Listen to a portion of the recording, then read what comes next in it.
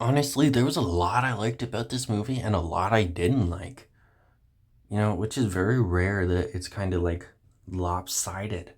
So I think I really genuinely enjoyed this movie, but at times I didn't like it. It's a pretty simple plot and it's very unique though. There's this phone station or whatever. Um, that used to be a more popular thing in the 80s, and there was stuff around like that in the early 2000s, but it's definitely aged a little bit badly with that. It's not as commonly known.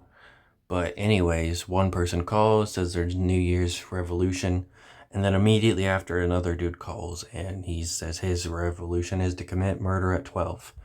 Um, I wish they would have done at least one more call before that instead of just doing one call, then immediately going to the killer, but it's fine. Um, and unlike most horror movie characters, she smartly doesn't just brush it off as some prankster. She immediately goes to the police, but they don't believe her. They stay there, but they think it's some prankster. So, roles are reversed. You know, because usually characters in horror movies brushed it off as a prankster, and then they end up getting killed by the killer because they didn't take shit seriously. Um, he kills the person, he records it, and then he plays it when he calls her again on the phone. Now, what I don't understand is the fact that he's able to call her every time because these are multiple different people probably calling her to say there's New Year's revolution. So I guess he's lucky that he didn't get the busy signal and he always was able to get her.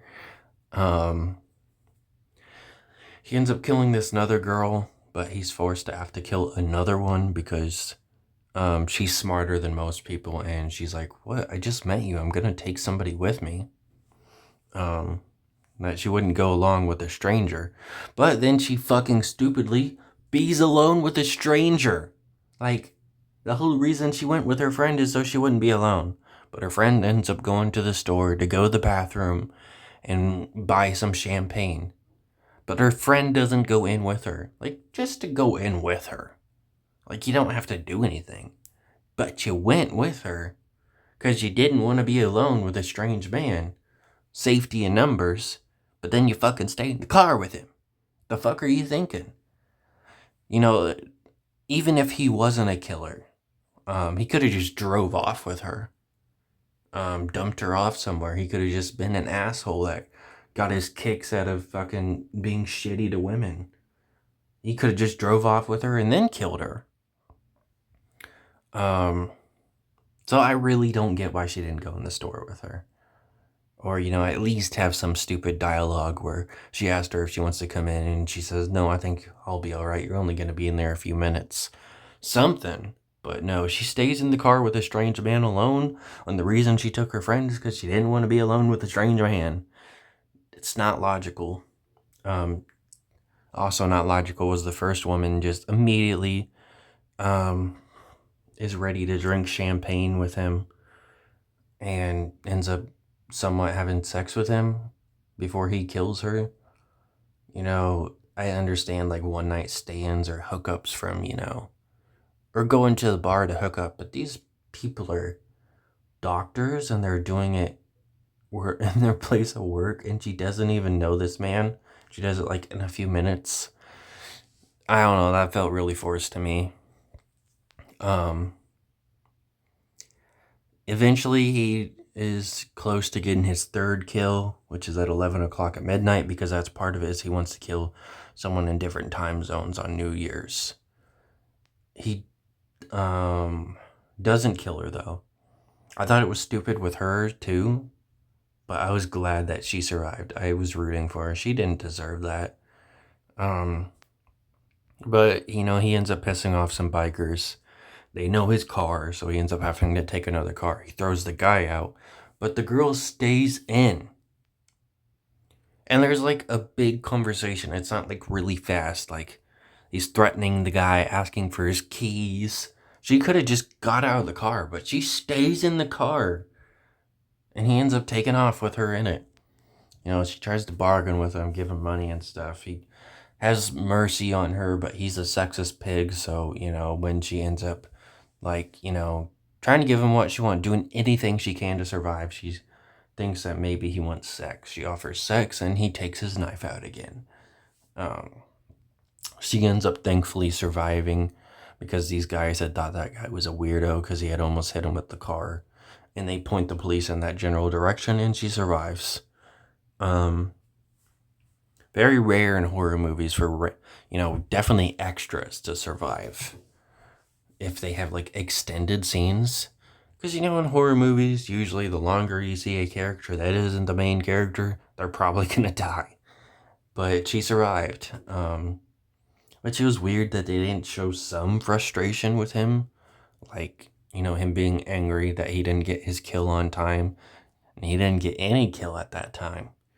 But they just kind of gloss over that fact, even that was his whole thing. He wanted to kill one person in each time zone, and he missed one of the time zones. He ends up having like this really cool reveal. It's not something that I've seen in horror movies very often. We had seen him through the whole movie. We knew who the killer was. But there's this big fucking reveal that I really enjoyed, where he walks up behind his wife with a mask on and takes it off. And she's not scared of him.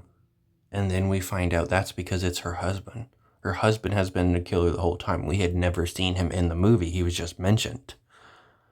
So this whole time, her husband had been the killer. You'd think she would have been freaked out by having this random man in her room, but it was her husband, which I think is just really cool.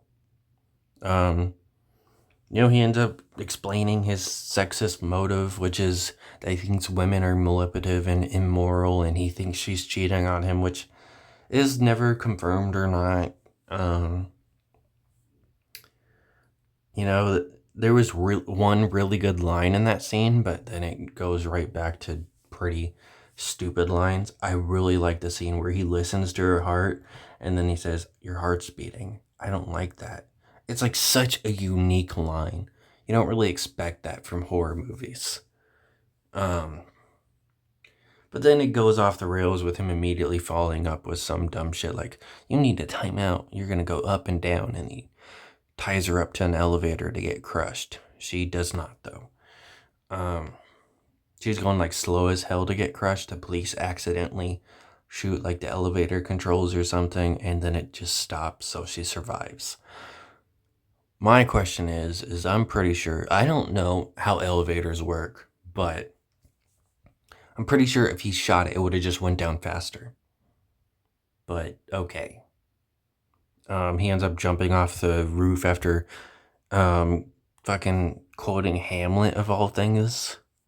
And he dies. His son that was somewhat in the movie, he doesn't have a lot of screen time. I almost forgot he was in the movie at one point. Derek dons the mask and takes off in the ambulance that has his mother, and the original ambulance guy is dead. I think it's safe to say that she's fucked. She didn't really put up much of a fight from what we saw in the movie. So I think she's definitely going to get killed. But it's not really, confirmed or not. I didn't like any of the kills in the movie. They were all just kind of lame or generic. But this movie, I really enjoyed the premise. That one line was really good. But him being sexist, boo. It sucks, stupid. I hate when movies do that, when they just give the killer some dumb shit, like their motive is being sexist or racist. Like, I much prefer just an evil killer. But, sexism definitely is evil, but it's not the evil you want to watch when you watch a horror movie, because horror movies, or movies in general, are usually, an escapism, to not focus on the real world, and sexism is a real problem still here today. And yeah, that's New Year's Evil for you. It's a pretty good movie with some bad stuff too. I honestly don't know how I'd rank it, but I really enjoyed it.